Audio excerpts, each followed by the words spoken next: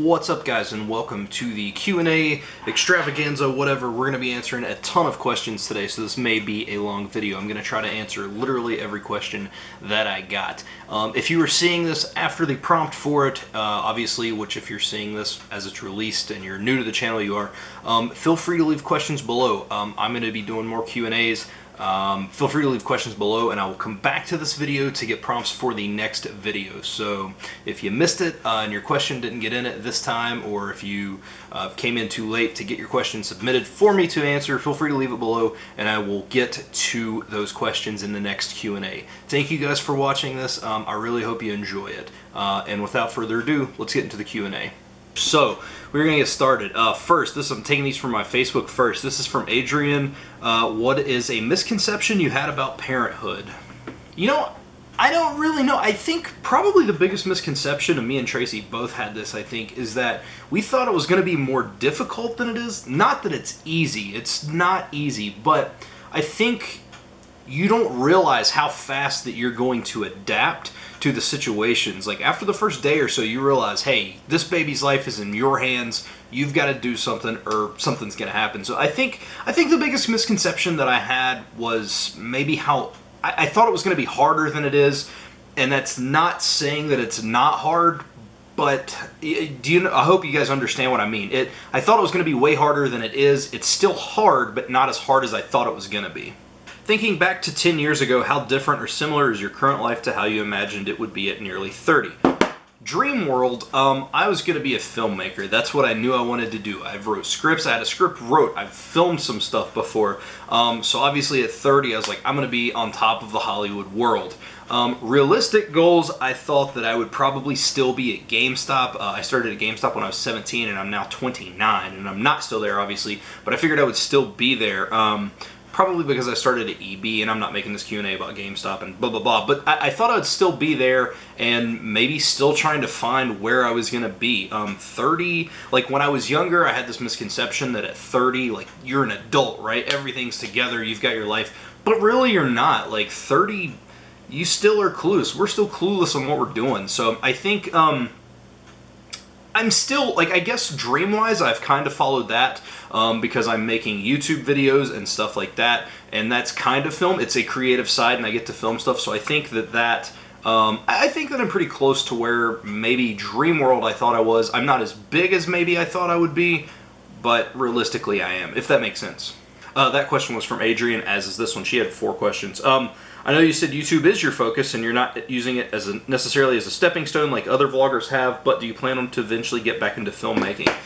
100% I absolutely do. I've got a few ideas that I'm working on. Right now my main issue is finding the time to script. I know in previous vlogs, a long time ago when I first started, I said that I had more time to do that kind of stuff, but from where I've tried to take my vlogs to the next level and I make sure I'm filming stuff, I want to make sure I'm always putting out the best possible content, even though sometimes it may not feel like that.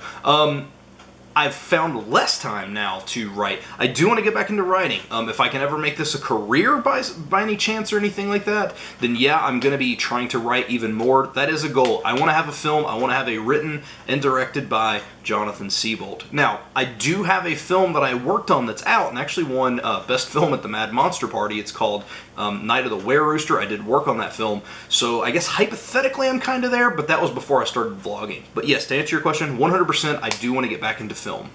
And I'm not going to stop these vlogs to do that. So until I find time around these vlogs, it's not going to happen. But I do want to do that.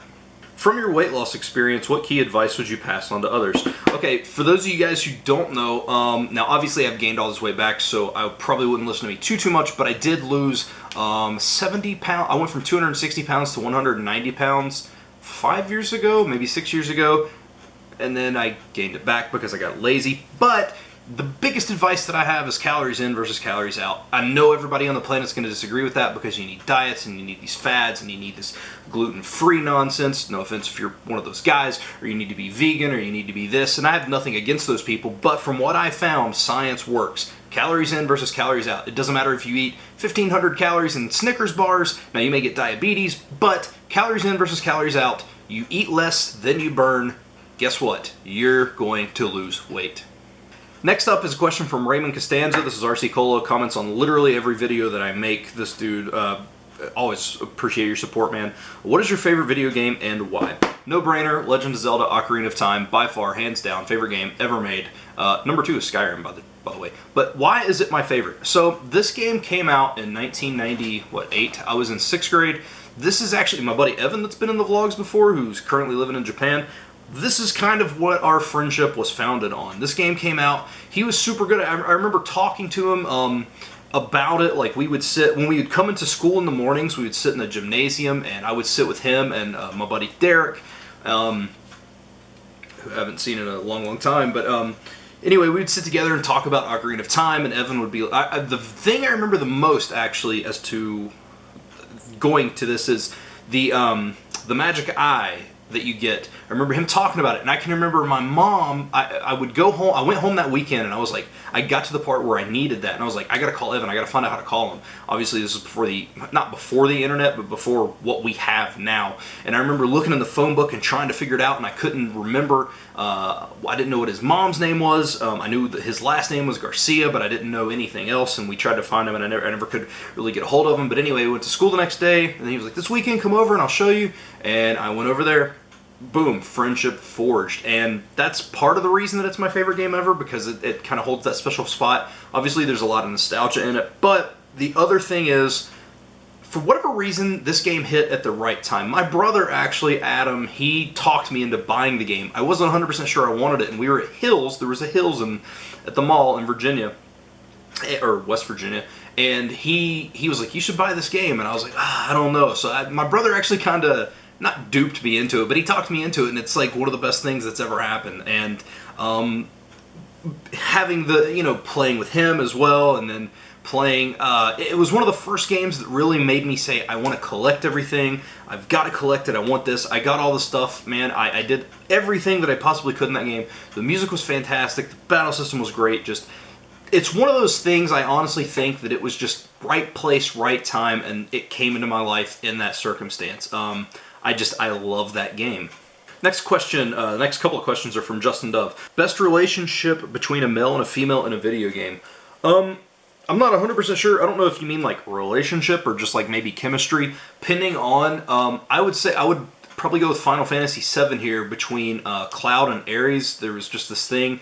For me, I mean, as far as like what I figure a lot of people would say, my thing in Final Fantasy VII was I always felt there was this weird tension between Cloud and Tifa, and I always tried to make that happen. I wanted that to happen so bad. So I'm actually going to go with that. I'm going to say Cloud and Tifa, and I know it might be a little bit weird, but that's what I'm going to go with. Next question is best video game villain. So that's a tough one. That would probably be a toss-up to me. I'm a really big fan of Sephiroth from Final Fantasy VII. I mean, I have his sword. It was lent to me, so I guess I didn't technically buy it, but I do have that. I also really dug Sin from Final Fantasy X. I thought he was super awesome, or whatever you want to call it. But I also think about some of the older games that I play. I think that the Shredder from Teenage Mutant Ninja Turtles in Time for the Super Nintendo was really, really cool. So there's probably a couple, but I guess if overall I had to pick the best villain, I think that I would have to go with, I would go with Sephiroth from Final Fantasy VII. And then the last question from Justin is, if you could visit any parallel universe where any one thing would be different, what would it look like? Bottom line, I would go to a world with no hate. I would go to a world that would have more understanding, and I'm grouping those together because one of the things that I'm not, and this is in no way, shape, or form political, but one thing that I'm not a big fan of is how if you disagree with something, you're automatically labeled as someone who hates that. And I don't agree with that. For example, if you say, hey, Wendy's best chicken sandwich known to man, and I say, I don't agree with that, well, you can't come at me and say, oh, you hate Wendy's chicken sandwiches. No. I love them. It's just personally Chick-fil-A makes a better chicken sandwich. And I think that that's what I would change. And I know I could, if I could change anything, obviously you're talking about money or anything like that, but I don't like the idea that you can't just disagree with something and not be labeled as someone who hates that. So I would try to rid the world of any kind of hate and stuff like that. Next question is from Tim Wallace. What are your WWE predictions for the year?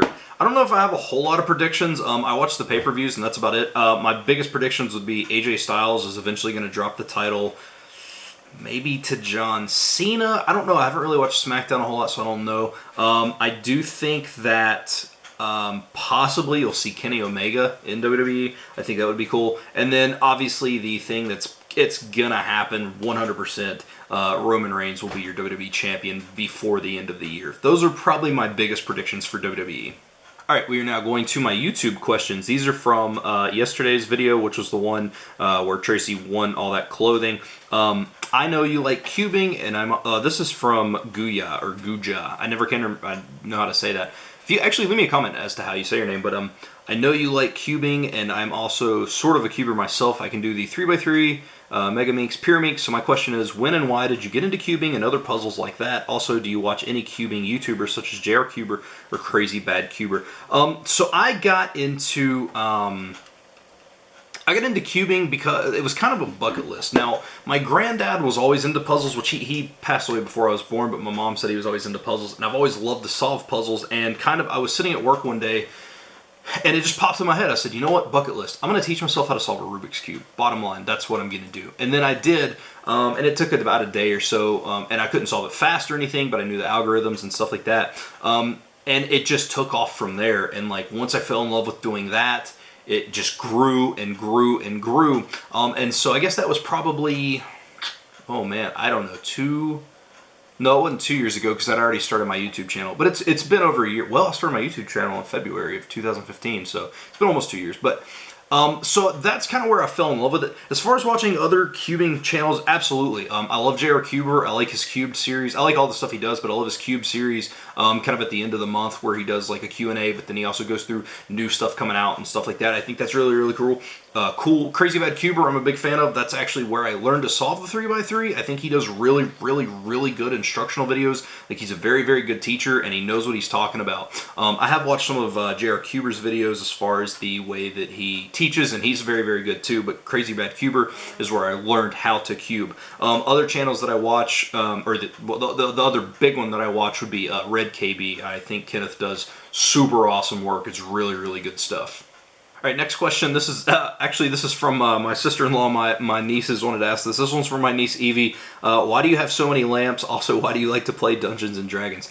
I have so many lamps. If you look over there, there's two over there, and then if you look at this house, they're everywhere. Tracy's not a big fan of overhead light, so we have a ton of lamps to kind of offset that. She likes just dim lighting.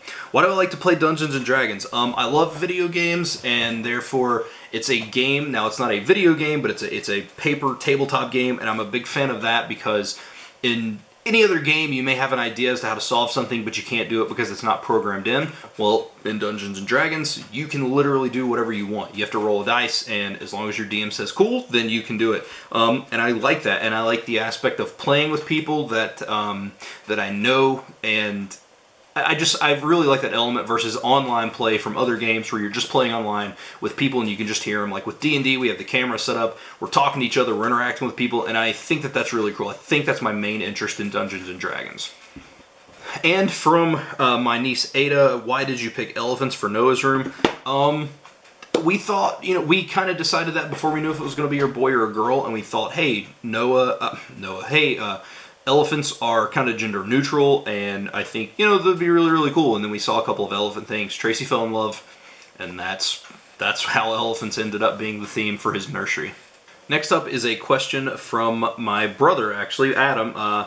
Question, how do you solve a 3x3 Rubik's Cube, and can you do a video of that and possibly other size cubes? To solve the 3x3 cube, you literally just need to know just a handful of algorithms. It's pretty simple once you get it down, and once you realize that you're actually not solving side by side by side, you're actually solving layer by layer. You solve 3 layers instead of 6 sides, and that makes it a little bit easy.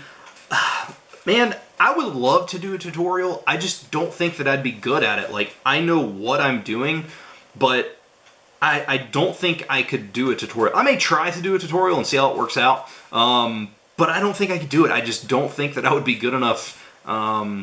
I really just don't think I'd be good enough at teaching. I feel like I would leave parts out, and I feel like in my teaching, I would almost assume the viewer knew what I was talking about. I just don't feel like I would explain stuff very thoroughly. This question is from Riley Kelly. What was your inspiration to start making videos, and have you ever been called fat? I have, it hurts my feelings. So inspiration to start making videos. I've always been into film. I've always wanted to be a filmmaker. It started when I was in, God, I don't even know, man, maybe middle school. My buddy Andrew showed me the film Clerks, simply because he's a massive House of Pain shirt, and he thought Dante wore a House of Pain shirt. That's literally my entire life is centered around this one moment. So I've always wanted to make films, and then I've always wanted an outlet for creativity, and I knew that film was impossible because you gotta have a budget and all this stuff. And so finally in 2015, after years and years of procrastination, I said, I'm gonna start a YouTube channel.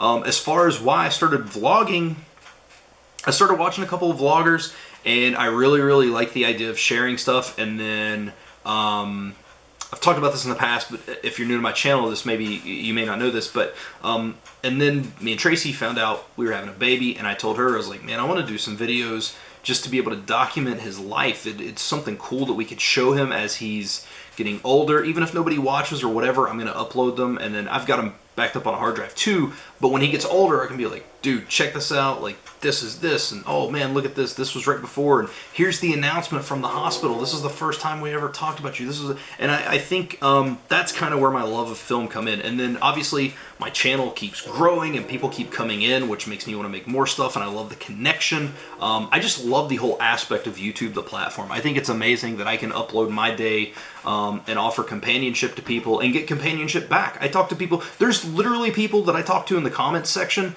more than I talk to my friends. Like, that's crazy to me. And I'm not the type of YouTuber who doesn't answer questions or doesn't answer anything in the comments. Like, I see these smaller channels and they'll have 10 comments and answer none of them, and I don't understand that. Like, I love the connection. I like people. Like, I know that may come as a shock because I've talked about my time at GameStop and how I disliked it and stuff like that, but I genuinely enjoy people and interaction, and I just love what I do.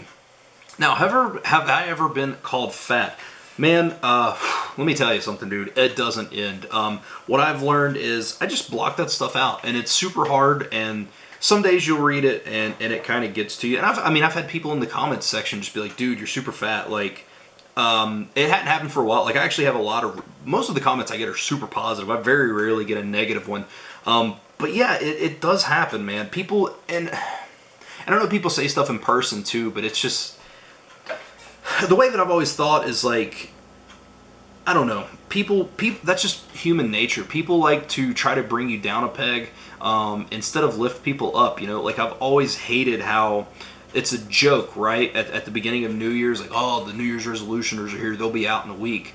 Why not, instead of making fun of them, and look, I get it, you're a diehard gym guy, blah, blah, blah, blah, but like, why not take effort? Maybe that person just needed a little bit of a confidence boost, you know, and maybe they would stick with something. And I just feel like it's human nature to try to bring people down versus try to lift people up, which also could go back into my previous point of why I love doing YouTube is I like to have positivity. And I know there's a lot of stuff with like the forced positivity stuff going on right now, but like, this is genuinely how I am off camera. Now obviously I'll get irritated sometimes and I might get upset sometimes, but like, this isn't a persona, this is how I am. And if I can use that to make anybody else feel super happy about anything or get them through a tough time, that's what I want to do, man. I just want to help people. I don't want any of this take people down a notch, because like I said, that's human nature. People are just going to say mean things to you. The other reason I hate that is because like, I can remember losing weight, and I can remember being 260 pounds and then being like 220, and still people being like, he's fat. And I'm like, man, but you don't even know how far my journey came along. So yes, I absolutely have, and I'm sure that I'll be called fat many more times until I lose weight. But yeah, man, it's don't let it get to you. It's a super tough thing, and people, for whatever reason, man, people just like to be mean, and just know that. Like, people just like to be mean just to do it. There's no merit behind it. They're just being that way just to be that way. Next question is from D-Lo, which is, what do you film/edit with? I use my phone while I'm out, which is an iPhone 6 Plus. and then when I'm home, and then sometimes depending on what I'm doing, like tomorrow when I go to Grundy, I'm probably going to take my big camera, but I have a Canon HS50SX that I use. As far as editing, I use Adobe Premiere, so that's kind of everything there. And that was it. Thank you guys so much for the questions. I know that this video is super, super long in comparison to what I usually promote. I think this video is over 20 minutes. Like, I edited some of it yesterday, actually, because I filmed some of it beforehand, just to save time. But I hope you guys enjoyed. I hope this enlightened you to some of the stuff. If you guys have questions, again, I said at the beginning of the video, but if you have questions that I didn't answer, leave them down below. And it can be about anything. Like, it doesn't have to be like, hey, what do you think? I mean, it can be ridiculous stuff like, what incarnation of the Green Lantern do you prefer? It doesn't matter. I mean, it can literally be anything. Let me know, and I will answer in the next Q&A. Thank you guys so much for watching. I hope you enjoyed this video, and I will see you guys tomorrow. Johnny MC, I'm pretas.